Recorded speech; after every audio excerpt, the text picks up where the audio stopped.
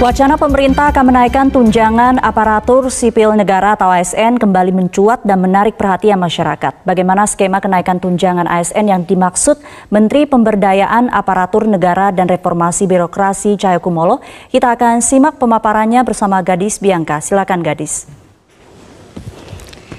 Terima kasih Sumi. Pemirsa, Menteri Pendayagunaan Aparatur Negara dan Reformasi Birokrasi Menpan RB Cahyokumolo pada Senin 28 Desember lalu mengatakan tunjangan aparatur sipil negara akan naik di tahun 2021. Dengan kenaikan tunjangan ini, Cahyo katakan setidaknya ASN dengan pangkat paling rendah akan menerima total pendapatan sekitar 9 hingga 10 juta rupiah. Sebelum kita bahas secara detail, mari kita simak pernyataan Menpan RB Cahyokumolo tersebut.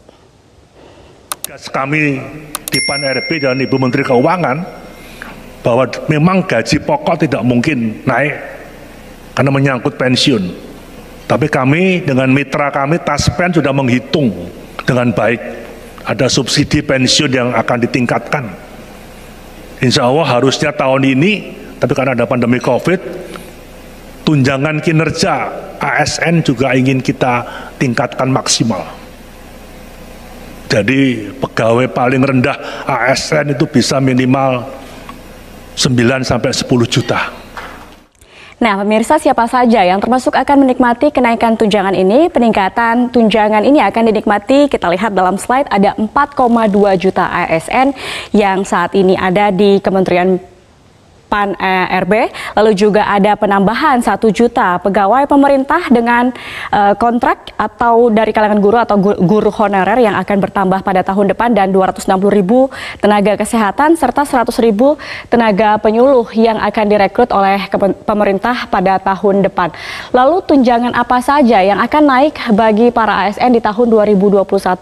Cahyokumolo mengatakan pemerintah memang sedang mematangkan perubahan skema gaji dan tunjangan ASN sehingga penghasilan ASN tidak lagi berdasarkan golongan dan pangkat, namun berdasarkan beban dan resiko pekerjaan. Perombakan skema gaji dan tunjangan ASN ini tidak ada kaitannya dengan kenaikan gaji ASN. Gaji ASN akan tetap, namun nilai tunjangan yang akan ditingkatkan. Skema baru tersebut merupakan bagian dari reformasi birokrasi, asalkan kondisi keuangan negara ini memadai. Komponen gaji dan tunjangan dalam skema baru akan dirombak dengan menghapus banyak tunjangan. Kita lihat dalam slide berikutnya. Saat ini ada beberapa tunjangan yang diterima ASN, di antaranya adalah tunjangan suami istri, tunjangan anak, tunjangan kemahalan, tunjangan perwakilan, tunjangan makan, tunjangan jabatan, dan tunjangan kinerja.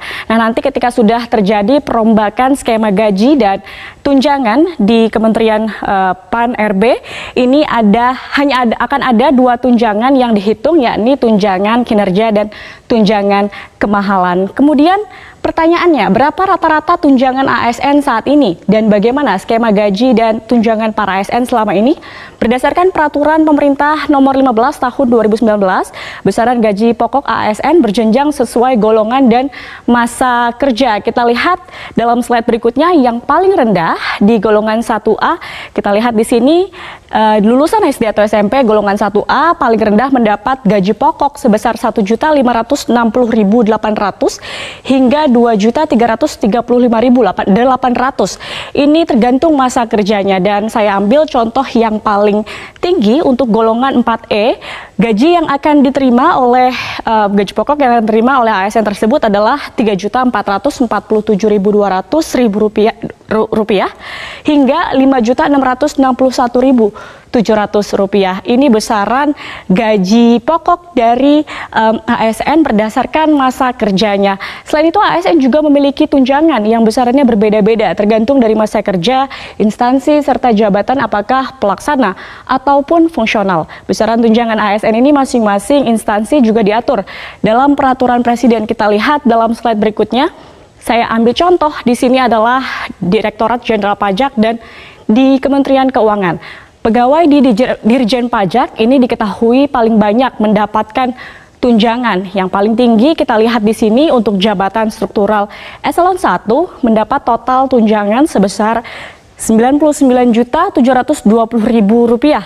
Sementara untuk level jabatan pelaksana yang terendah, total pendapatan atau tunjangannya ini mencapai Rp5.361.800. Sementara di Kementerian Keuangan ini mendapatkan sebesar Rp46.950.000 untuk jabatan eselon tertinggi, dan tunjangan terendah untuk kinerja kelas jabatan 1 ini mendapatkan Rp2.575.000.